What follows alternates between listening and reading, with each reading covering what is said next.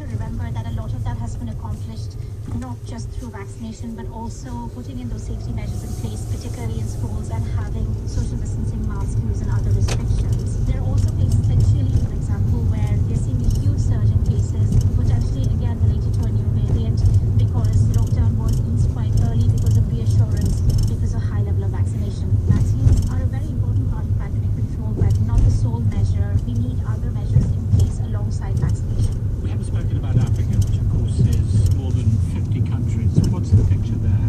There are parts of Africa, particularly in West Africa, that have done really well with elimination strategies and worked very hard to eliminate the pandemic. And then there are other parts of Africa that are still sort of seeing surges in cases. So it's very hard to essentially consider the pandemic as a sort of homogeneous entity over the entire continent, as different countries have done differently based on their pandemic responses. For example, in countries like Tanzania, they were declared a zero COVID zone quite early on, so the government didn't recognize that there was infection ongoing and people weren't being tested. And as an epidemiologist, what is your forecast as to how long this pandemic is now going to last?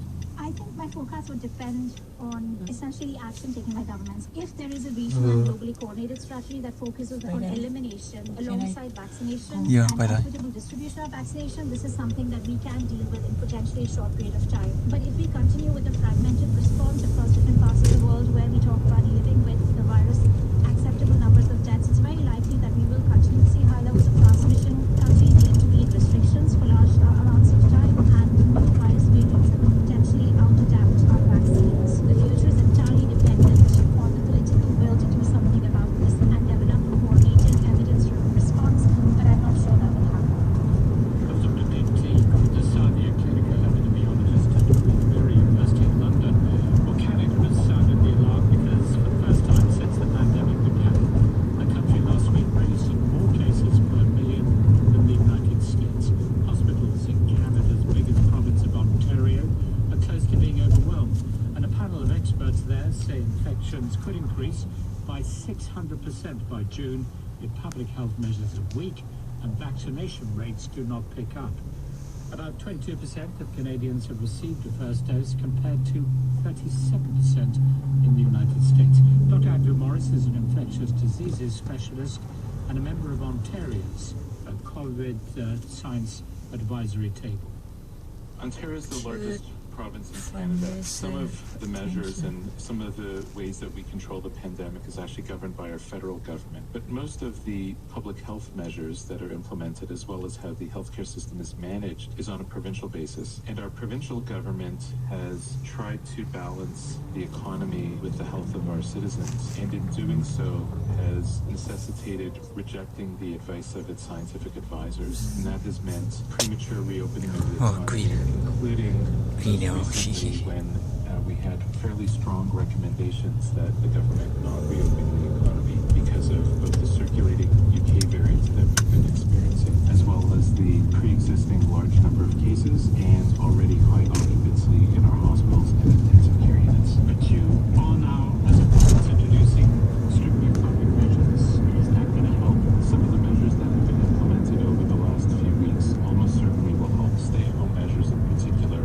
But in Ontario, much of the pandemic has been driven by vulnerable populations who have multi-generational homes and whose members work in essential workplaces that are crowded, have poor access to personal protective equipment and effective vaccination. What has happened is that those populations 9696 oh, have 2102 and the new measures in no way are addressing those hotspots and the populations that are being most affected. Can you give me a sense of how the province's hospitals are coping with this surge of infections? Right now, it's really at a critical situation. On a daily basis, dozens of patients are being moved around the province to try and take critically ill patients out of hotspots to places where COVID isn't raging as much. We are getting healthcare workers who aren't normally used to working in intensive care units to start working in those. Operating rooms are becoming intensive care units. We are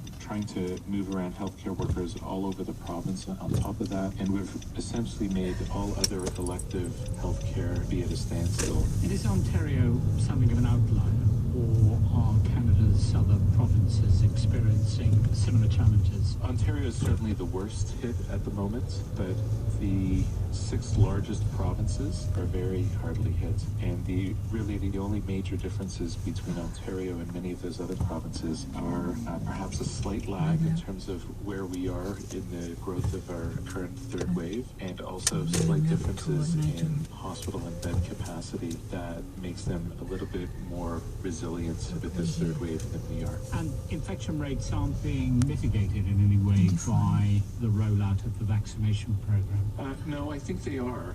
In the first 2 waves that we had a tragic loss of life in long-term care facilities, and we certainly aren't seeing that in this wave because of widespread vaccination in long-term care facilities, but it's certainly insufficient. We have roughly a quarter of our population throughout Canada, and it's the same for most provinces. Roughly a quarter have received at least 1 shot of the vaccine. In many of these hotspots, it's been a challenge to get vaccine delivery to those locations. Do I sense in your voice, Dr. Morris, a sense of despair or frustration that your advice, that of fellow scientists, has not been taken fully into account? Sir, you have no idea.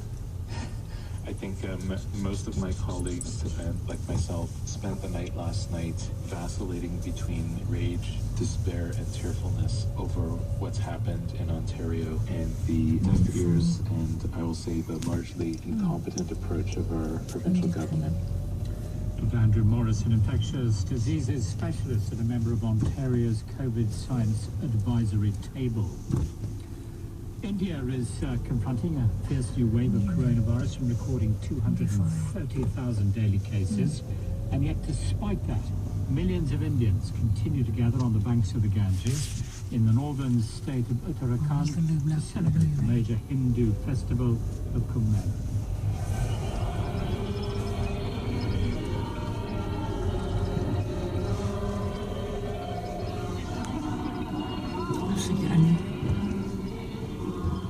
The festival, which many worry could become a super spreader event, has been granted an exemption from lockdown restrictions, but the Prime Minister, Narendra Modi, has now urged Hindus not to gather for the festival, but to mark it symbolically. I've been speaking to Indian political commentator Nilajit Chowdhury, firstly about the festival itself.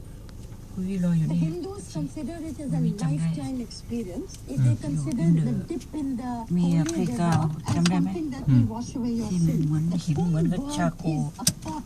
It means a pot and a pot of nectar.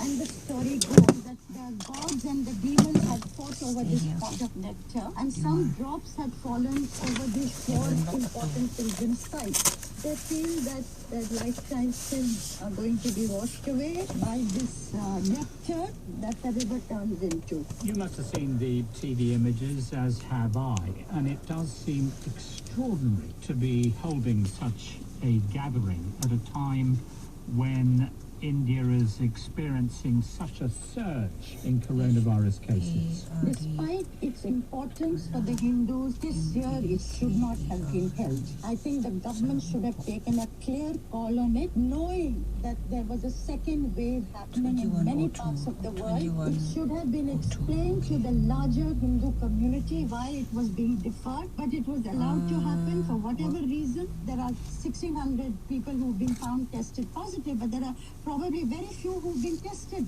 including the religious heads. The chief medical officer of Haridwar told us today that things are under control and the positivity is low. But presumably they'd agree with that assessment. Well, as I said, we don't know how many tests have been done. So many have tested positive, but we don't know how many tests have been done. If the tests have been done for all the hundreds of thousands over there, maybe the figure would have been different. But these people who will go back to different states, to different towns, to different villages, are they now going to be the super spreaders of coronavirus at a time when India is reeling under the pandemic, and when there is a shortage of vaccines, when there is a shortage of life-saving drugs like remdesivir, and there's a shortage of hospital facilities, and even in the mortuaries in certain places, the bodies are lying there, piled one on top of the other, waiting to be cremated. Why didn't